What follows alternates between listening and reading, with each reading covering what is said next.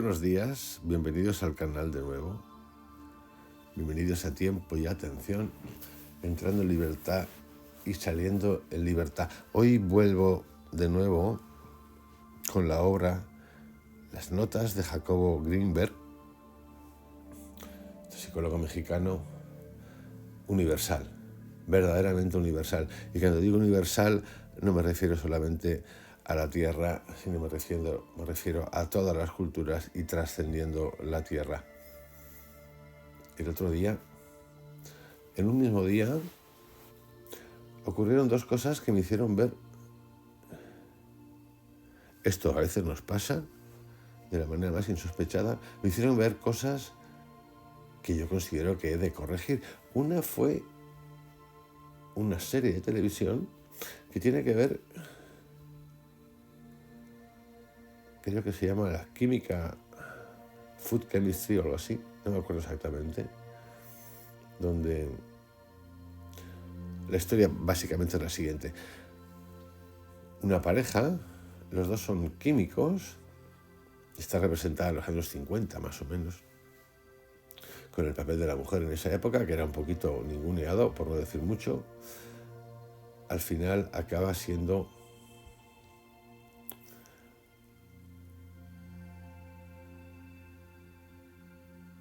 una periodista, en realidad más que una periodista, una mujer reconocida en el mundo de la televisión de las recetas. En ese momento, durante esa serie, esta persona, esta mujer, que ha tenido que luchar mucho por ser reconocida, hasta el punto de que en la investigación que hizo, junto con el que era su novio, que ni siquiera era su marido, fue ninguneada y nunca la reconocieron, que gracias a ella se había podido descubrir algo que tenía que ver con el ADN, arrastraba esa rebeldía brutal.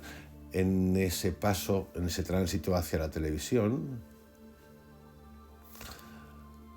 y hacia su reconocimiento, ella intenta imponer, producto de esa rebeldía, todo lo que cree que es correcto.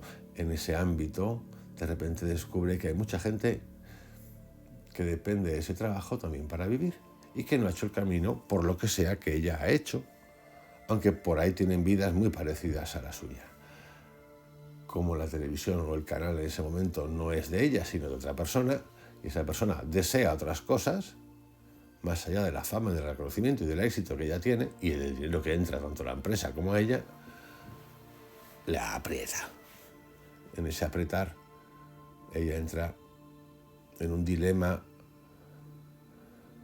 moral y mental acerca de cuánta gente depende de ella para sobrevivir, que no ha tenido la valentía de enfrentar esas cosas y las decisiones. Resumiendo, en algún momento cede. Es fuerte esto que estoy contando. Hoy voy a hablar de Jacobo Greenberg, pero quiero empezar con esta reflexión porque tiene mucho de importante, tiene mucho de libre albedrío, tiene mucho de tu libertad, tiene mucho del impacto de los demás y tiene mucho de aprendizaje.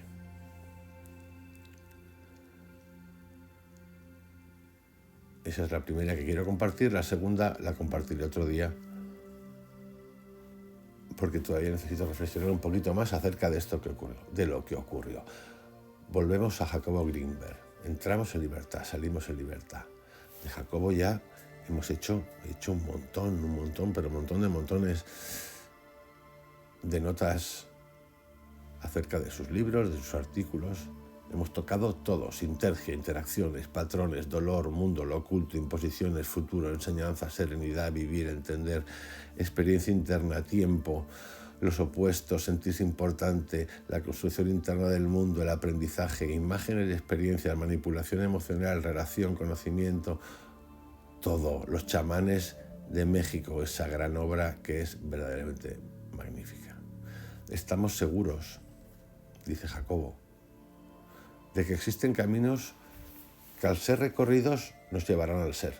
Pensamos así porque es lo que nos han enseñado, nunca por descubrimiento propio. Es más, por descubrimiento propio poca cosa. Y por los caminos que nos han enseñado también diría yo que poca cosa, excepto cosas especiales que a veces ni las vemos o nos han dejado una marquita importante en nuestra vida, en nuestra mente, en nuestro corazón, en nuestros sentimientos, que se ha grabado y que nos dicen aquí hay algo más. Pero en general todo es una estructura. Vivimos en una estructura de la cual Jacobo habla muchísimo. Damos tumbos y zigzagueamos. Recorremos una vereda y damos vueltas y rodeos. Nos caemos, tropezamos. Hay gente que llama esto pecado. Me da lo mismo. Siempre esperando encontrarlo. Es lo más trabajoso y difícil, puesto que no sabemos qué es lo que hallaremos. Esa no certeza en la que nos han cultivado en los últimos, yo diría el último siglo, la certeza de la certeza, el futuro como certeza, está tan imbuido, tan metido en nosotros, nos lo ha metido tanto, que no sabemos vivir de otra manera. Perdón. Y el camino, el verdadero camino, está lleno de no certezas porque no sabemos. Si no, no sería divertido. Digo divertido. En ocasiones pensamos que nos encontramos cerca, que a veces casi lo tocamos. Es más, yo confirmaría que estamos cerca, que muchas veces estamos cerca. En realidad estamos cerca todo el tiempo. Podemos tocarlo si quisiéramos, muchas veces, la gran mayoría no lo hacemos, y algunas veces hemos estado, hemos sido, es decir, lo hemos tocado. Es solo cuando descubrimos que el camino no existe, que es una fantasía, porque no es un logro, cuando dejamos de buscar y empezamos a ser, en ese momento comenzamos a aprender. Y esto es importante, y a mí me gusta mucho esta reflexión que hace Jacobo, porque muchas veces hemos oído, lo importante es el camino, lo importante es el camino, lo importante es el camino. Pero dices, y lo hemos creído, nos lo hemos creído, además yo lo he dicho, lo importante es el camino, lo importante es el camino. Pero hay que dar una vueltita más. Es solo cuando descubrimos que el camino no existe, es que no existe el camino, porque todo es un camino. Es como lo que llaman, como llama Campbell, el viaje del héroe. Es que sí, quitáis la palabra héroe porque la tenemos muy afectada producto de la televisión, de los superhéroes, olvidaros del héroe, ponedle el nombre que os dé la gana. El camino del guerrero, lo mismo, guerrero, héroe. Yo os invito, porque yo lo hago, a relativizar las palabras producto de todo lo que vemos diariamente y que a veces nos ha gustado, como los héroes griegos, los héroes de Marvel, los guerreros pacíficos.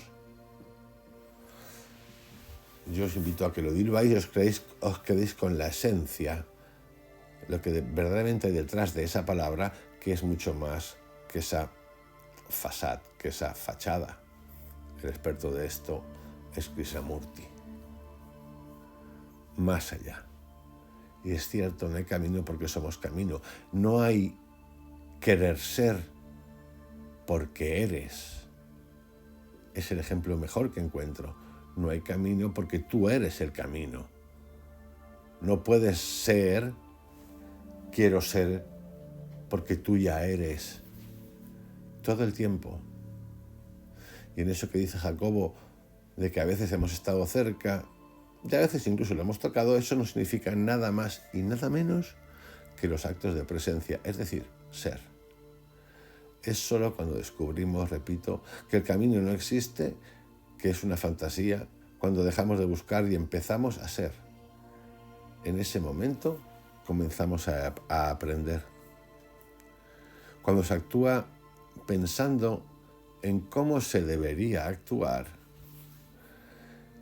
y el hacer está determinado por una estructura, sucede que todo se convierte en la estructura y en el debería ser, es decir, en no eres. Cuando la estructura es entender y se empieza a tratar de saber las cosas antes de vivirlas, todo lo que se vive es la estructura de saber y entender. Y por eso, repito, cuando la estructura es entender y se empieza a tratar de saber las cosas antes de vivirlas, todo lo que se vive en la estructura de saber y entender es estructura. Esto es lo que significa cuando tú le cuentas al otro tu experiencia, que se la puedes contar benéficamente, amablemente, porque piensas que le puede servir, que puede servir. No, yo no digo que no pueda servir, pero tú, el que escuchas, o yo si te cuento mi experiencia, no te vale informativamente, te da unas pautas, unas cosas, pero tú no has vivido la experiencia. Nosotros somos experiencia cuando la vivimos, y por eso estas guías no sirven. Y cuando digo no sirven, significa que no sirven. No tomarlo como mal, no tomarlo como que, joder, qué cosa, ¿no? Que anarca, no anarca ni nada. No sirven porque tú no la has vivido. Y si tú no la vives y la procesas por ti, alguien te la está guiando. Y no digo que esa persona sea mala, tenga intenciones, que también puede ser lo que sea, me da lo mismo, no importa.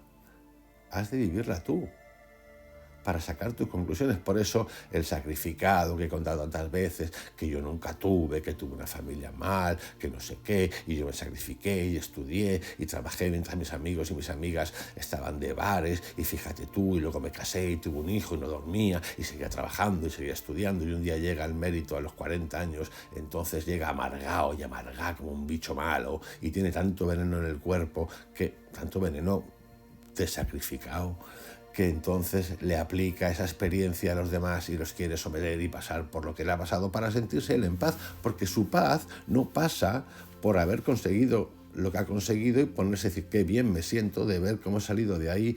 No, su paz pasa porque los demás han de pagar la misma purga que le ha pasado, porque esa es la parte que le tiene jodido. Y eso lo tenemos también en el otro lado, en el que tiene de todo, el aburrido, la aburrida, porque tiene dones, porque tiene dinero, porque tiene posición. Lo mismo ocurre. Esto es, y hay que tenerlo clarísimo, yo por lo menos lo tengo clarísimo. La única forma de aprender de uno mismo es primero vivir y más tarde entender la vivencia. Y, os digo más, y sea cual sea la vivencia, tratarla con amor y con paz, y no querer controlar o someter o influenciar al otro desde ese lugar, desde que tu lado, tu experiencia es la verdadera, porque no lo es para ti solo, no para el otro.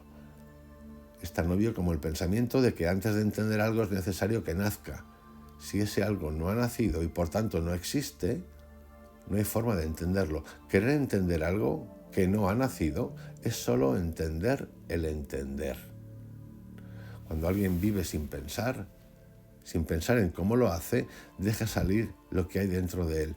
Es solo cuando ocurre este dejar salir que lo que se es aparece. Es en esos momentos que la forma como se actúa, lo que se dice y lo que provoca gracia o enojo enseña libre y realmente lo que existe en el interior. Si alguien desea conocerse, es necesario que primero aprenda a dejar salir sin restricciones lo que tiene dentro. Sin restricciones quiere decir que no trate de entenderlo en el momento en que lo vive. Cuando después de haber vivido se analiza la vivencia, se entiende. Si en cambio se trata de entender una vivencia que no ha tenido lugar, que no ha ocurrido todavía, solo se hace una falsedad. Para poder entender una vivencia que se ha tenido, no basta con desear hacerlo. Se requiere que el análisis sea libre y sin prejuicios, o sea, sin ninguna estructura o patrón lógico preestablecido. La razón de esto último es porque el entender también es una vivencia. Os envío un abrazo bien grande, en este día especial, en este 26 de noviembre de 2023, desde California. Un abrazo a México, un abrazo a todos los que estáis leyendo, leéis o conocéis y habéis investigado los mundos chamánicos, Jacobo Greenberg, que verdaderamente es de una claridad brutal. Un abrazo grande, hasta mañana.